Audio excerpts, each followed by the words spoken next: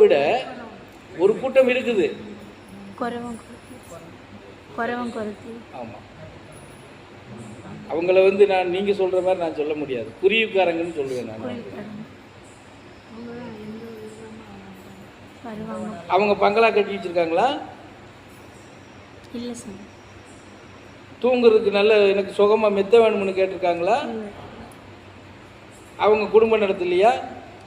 அவங்களுக்கு குழந்தை பிறக்கலையா?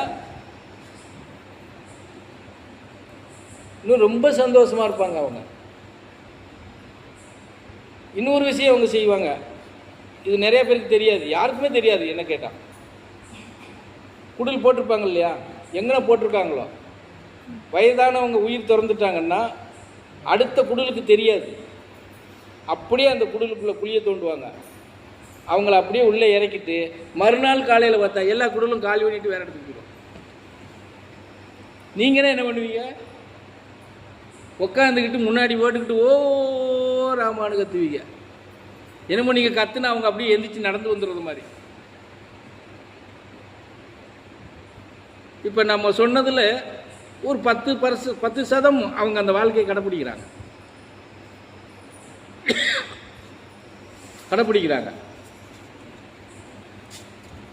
அவனுக்கு எந்த கவலையும் கிடையாது. அவனை யாரோ போய் மிரட்ட போகிறாங்களா, திட்ட போகிறாங்களா, கொலை பண்ண போகிறாங்களா?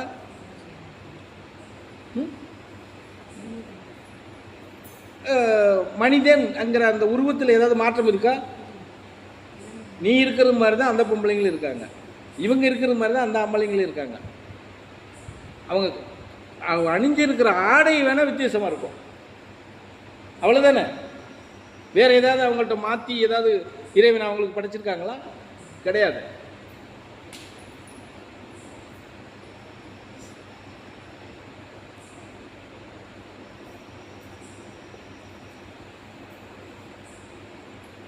ஆனால் அவனை நம்ம என்ன பண்ணுவோம்? கேவலமாக இழிவாக பார்ப்போம். இது இப்போ சொல்கிறோம் இல்லையா, சொல்கிறது கூட எப்படி உச்சரிக்கிறோம்? நரிக்குறவர்.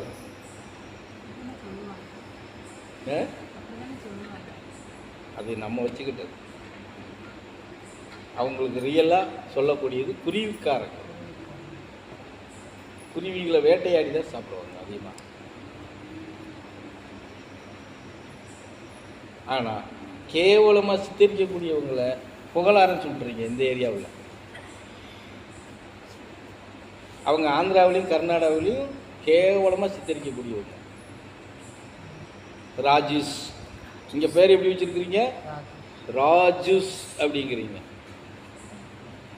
அவங்க லம்பாடிங்க.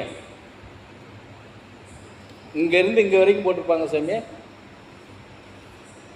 வழியில், புரியுதா? பாவாடை இது வரைக்கும் தான் போட்டிருக்குங்க. அதுகள்லாம் இங்கே ராஜபாளையத்தில் இருக்கிற ராஜூஸ் இல்லை இல்லையா, ஆந்திராவிலையும் கர்நாடகாவிலையும் அவங்க லம்பாடிய தெலுங்கு ஆந்திரா தெலுங்கு பேசுனா அவங்கள்ட்ட நின்னே பேச மாட்டாங்க இந்த பையக. ஆந்திரா தெலுங்கு பேசுனா இவங்க ஆந்திராவுக்குள்ளே போனவங்க விஷயம் தெரியும் அப்படின்னு சொல்லி. அப்போ உண்மை ஒரு பக்கம் உண்மையை மறைச்சு அவனை இழிவுபடுத்துகிறோம், ஒரு பக்கம் இந்த உண்மையை மறைச்சு இவங்களை மேன்மைப்படுத்துகிறோம். அப்போ நம்மளுடைய மனநிலையும் நம்ம பார்வையும் தானே மாறுது. இப்படி எல்லா விஷயங்களும் இப்படி மாற்றங்கள் வரும்போது தான் சமநிலை எந்த இடத்துலையும் நிலை நிறுத்த முடியவில்லை. அதுக்கு காரணம் என்ன? சமநிலை ஏன் நிலைநிறுத்த முடியல? தனி மனித ஒழுக்கம் எங்கேயும் இல்லை, ஆணுக்கிட்டையும் இல்லை, பெண்ணுக்கிட்டையும் இல்லை. ஏதோ ஒரு வகையில் பணமோகம், சொத்து மோகம், ஆவரணத்தில் மோகம், இப்படி அந்த மோகம் நம்மக்கிட்ட நிறைஞ்சு இருக்கிறதுனால தான் சமநிலையை நம்ம நிலைநிறுத்த முடியல யாராலையும். இப்போ நாங்கள் தான் இவ்வளோ பண்ணுறோமே, ஏன் சாமி எவ்வளவோ இன்னும் சொல்லப்போனால் எப்படி சொல்கிறது,